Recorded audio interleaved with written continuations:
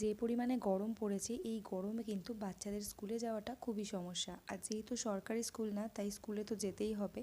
মানে ছুটি পড়তে এখনও প্রায় বেশ কিছুদিন বাকি। আর যেহেতু ওয়েদারটা এতটাই গরম, তাই এই গরম ওয়েদারের মধ্যে এমন কিছু খাবারে রাখা উচিত যেটাতে কিন্তু পেটটা ঠান্ডা করবে। তো সেরকমই আজকে একটা টিফিন আইডিয়া চলো তোমাদের সাথে শেয়ার করি, যেটা আজকে আমি আমার ছেলেকে টিফিনে দিয়েছিলাম। তো আজকে টিফিনে দিয়েছিলাম এরকম ওয়াটারমেলন, যেটা কিন্তু একটু অন্যরকমভাবে কেটে দিয়েছি। আর যেহেতু বাচ্চা মানুষ, তাই ওদের মতো ছোটো ছোটো করে কিন্তু কেটে দিলে বা ওদের মতো একটু স্টাইল করে কেটে দিলে ওরা ভীষণ পছন্দ করে। তো প্রথমেই একটা বড় তরমুজ থেকে যতটা পরিমাণে লাগবে সেরকম একটা স্লাইস কেটে নিয়েছি। আর তারপর এই যে তরমুজের পুরো খোলাটা একেবারে কেটে ফেলিনি, মানে দুধারের অংশটা কেটে নিয়েছি আর মাঝখানের অংশটা ছোট্ট করে রেখে দিয়েছি। মানে এটা ধরে কিন্তু খুব সুন্দরভাবে খেতে পারবে। বেশ একটা ক্রিসমাস ট্রিয়ের মতো দেখতে লাগছে।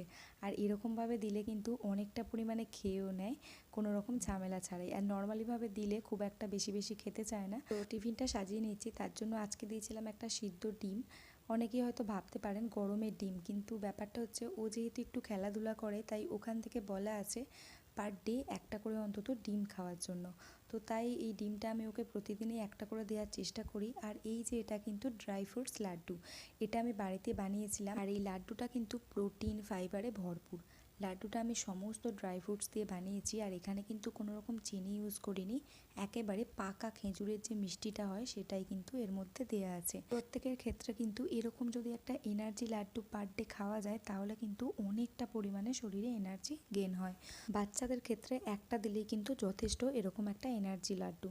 আর আমি এখানে দুটো দিলাম যাতে করে একটা হলেও কিন্তু ও খেয়ে আসে। মানে যদি একটা দিতাম তাহলে কিন্তু ফিরিয়ে নিয়ে আসতে পারে, তাই দুটো দিলাম যাতে করে একটা হলেও বকা খাওয়ার ভয়ে খেয়ে আসে। তো তারপর একটা ব্যানানা কেসের মধ্যে ব্যানানা দিয়েছিলাম, আর তরমুজের কিন্তু আরেকটা স্লাইস আমি আইসক্রিমের শেপে কেটে দিয়েছিলাম। এটা ও বলছিল, তাই ওর পছন্দ মতো একটা ওরকম পিস কেটে দিয়েছি। আর আজকে জলটাও কিন্তু দিয়েছিলাম একটু অন্যরকমভাবে, মানে স্টিলের বোতলে এক বোতল যেরকম জল দিই সেরকমই দিয়েছি। আর তার সাথে দিয়েছিলাম এই যে 1 চামচের মতো কিন্তু আখের গুড়। আখের গুড়টা কিন্তু পেটটা খুব ঠান্ডা রাখে, তাই এটা দিয়েছিলাম। আর তার সাথে দিয়েছিলাম 2-1 টুকরো বরফ, যাতে করে জলটা বেশ একটু ঠান্ডা ঠান্ডা লাগে। আর এরকম গরম ওয়েদারে কিন্তু জলটাও এরকম ঘুরিয়ে ফিরিয়ে দিই। তো আগের দিন দিয়েছিলাম নর্মালি নুন লেবু চিনি দিয়ে একটু শরবত বানিয়ে দিয়েছিলাম, আর আজকে আখের গুড় দিলাম। আর স্কুল থেকে বাড়ি ফেরার পর ওর বাবা একটা তরমুজের জুস বানিয়ে রেখেছিল, যেটা বাড়ি ফিরে খাবে। তো সেটাও দেখিয়ে দিলাম। আর আজকে টিফিন আইডিয়াটা কেমন লাগলো অবশ্যই জানাবেন। আজকের মতো টাটা।